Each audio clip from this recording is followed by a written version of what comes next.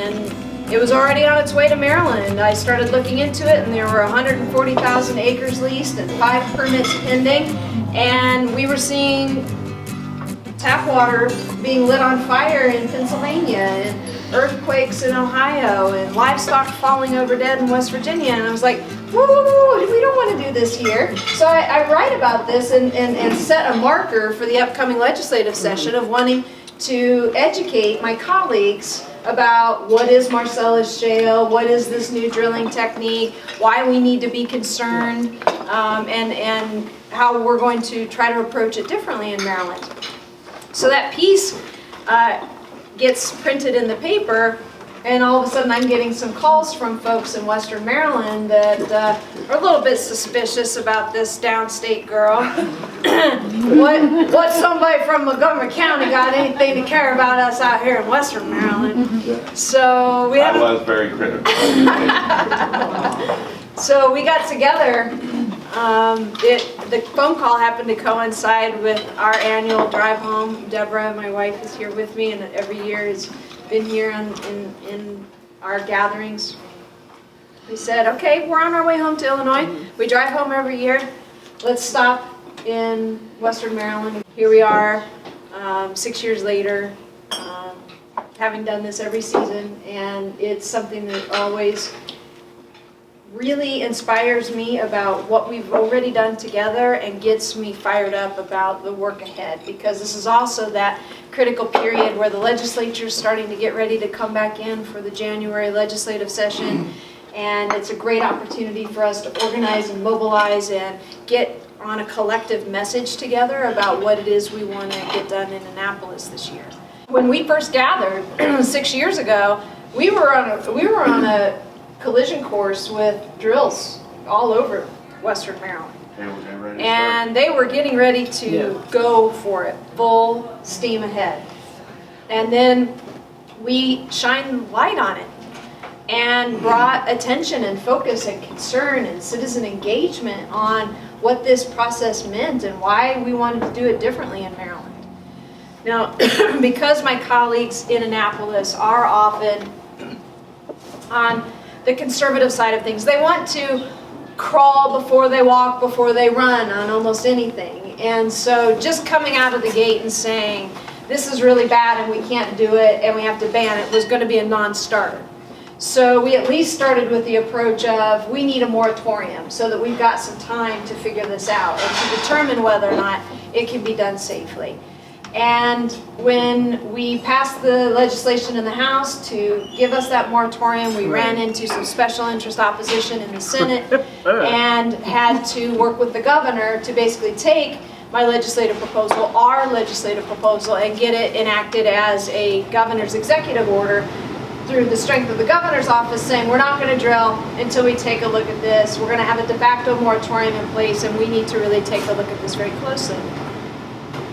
That started our work on the Marcellus Shale Commission, where for 3 years we did a lot of deep investigative work, went to drilling sites in West Virginia, called in all kinds of experts, and really, as I mentioned in the testimony in Annapolis on Tuesday, as the regulations were coming forward and being considered by the legislative body, it became so foundationally clear to me, sitting on the commission, that there's absolutely an illusion in place for anyone to buy into the theory that this could be done safely.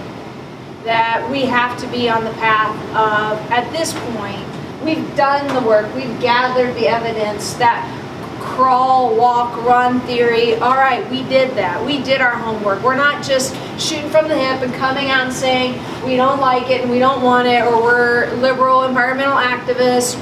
Yes, there is some of us, and some of that is pertinent, but we've also done our homework. We've been open-minded. We've considered options. This is America. I've often said we innovate, we figure out how to do things differently and better.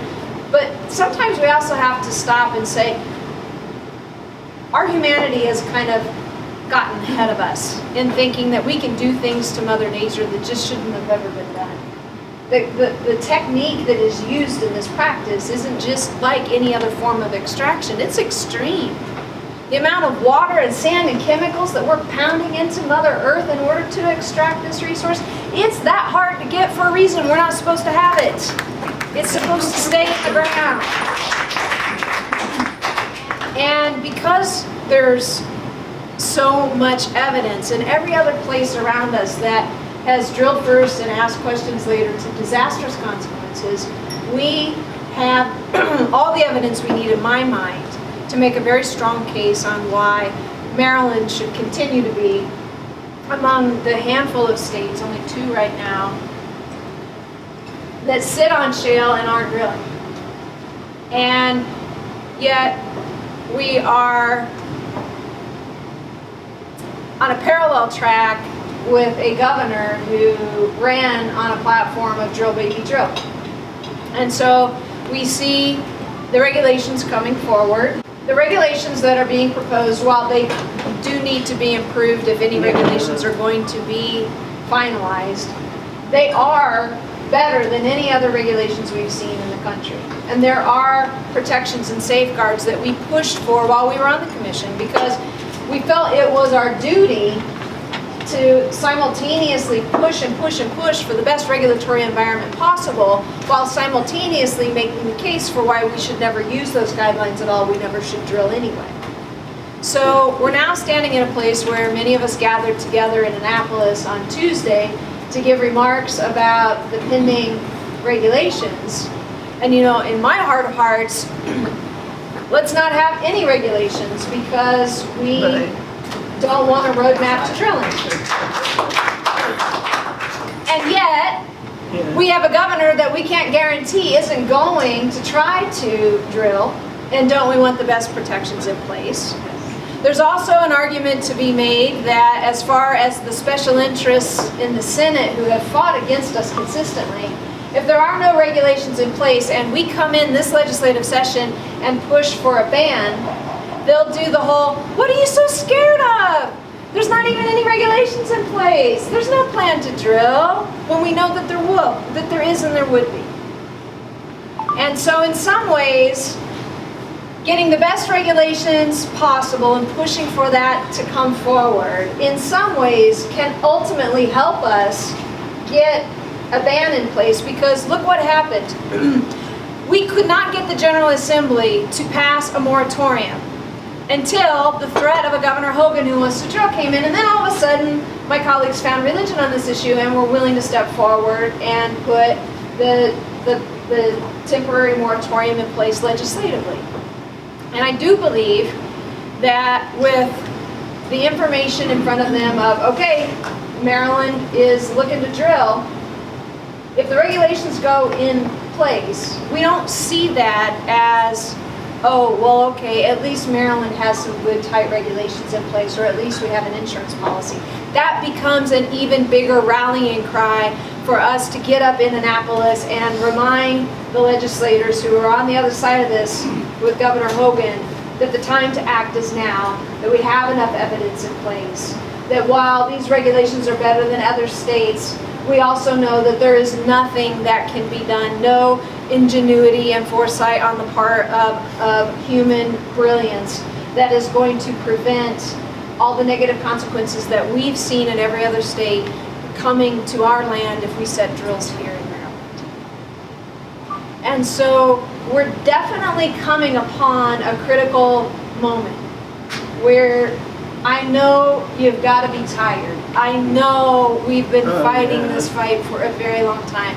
I know there have been sleepless nights and many, many tears about where this issue is going and what to do to protect your precious homes, your precious land, your precious businesses. I know.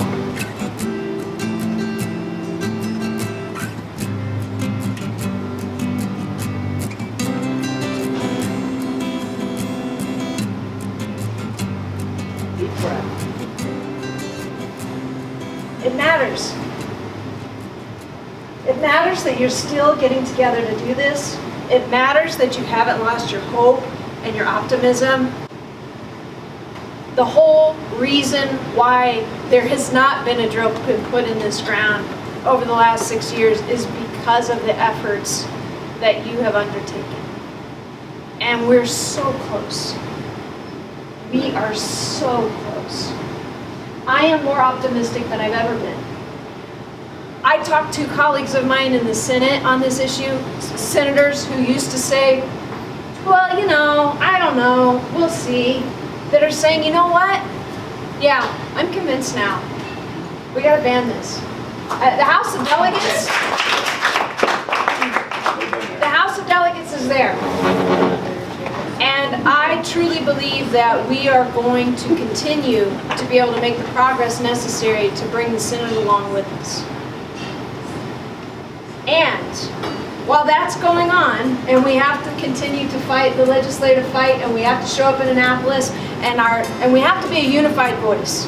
I am thrilled that we have multiple organizations that are carrying a rallying cry up here, and I am excited with the passion that all the groups are bringing to us. Be unified in your message. Work together. This is a family. We are siblings. We are one family under many umbrellas and banners and logos and groups and organizations fighting one collective goal together.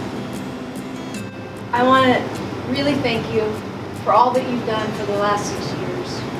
I wanted to reinforce that even though, to me, it was an honor to serve in public office, and I always knew that even if I wasn't elected or my name wasn't on a ballot, my voice wasn't going anywhere. The things I cared about didn't go away. My engagement in them wasn't going to vanish.